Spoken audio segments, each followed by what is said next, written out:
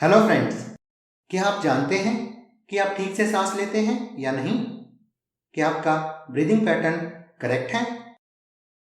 तो चलिए जानते हैं आज इसके बारे में। अगर आपने मेरा चैनल अभी तक सब्सक्राइब नहीं किया है, डू इट राइट नाउ, ताकि आपको सारी इंफॉर्मेशन टाइम से मिलती रहे। अगर आप मेरे ऑनलाइन कोर्स ज्वाइन करना चाहते हैं, उसका लिंक यहाँ पर दिया है और डिस्क्रिप्शन में भी दिया है। तो चलिए जानते हैं अपने ब्रीदिंग पैटर्न के बारे में।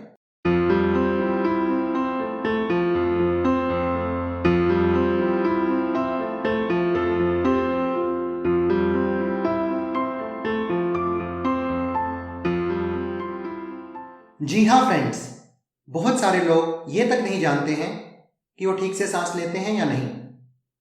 सांसों को प्राण भी कहा गया है और ये हमारे जीवित रहने के लिए बेहद जरूरी है। जब हम ब्रीदिंग करते हैं तो हमारे लंग्स में ऑक्सीजन जाती है और ये ऑक्सीजन लंग्स आगे इंटरनल ऑर्गन्स तक भेजता है।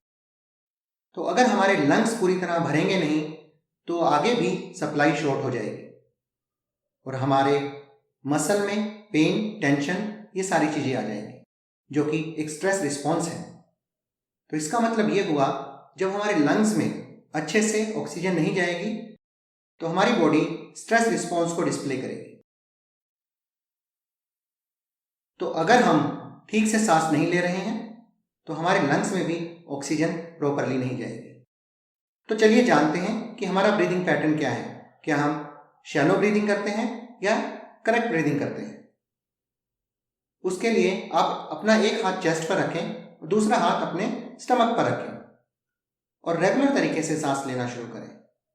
अपनी सांसों को चेंज करने का एफर्ट ना करें और देखें आपका कौन सा हाथ ज़्यादा मूव हो रहा है। अगर आपका ऊपर वाला हाथ यानी कि जो हाथ चेस्ट पर है वो ज़्यादा मूव हो रहा है तो आप चेस्ट से ब्रीदिंग कर रहे हैं। दैट मीन्स आपकी ब्रीदिंग शैलो है और आपके लंग्स पूरी तरह से भरेंगे नहीं।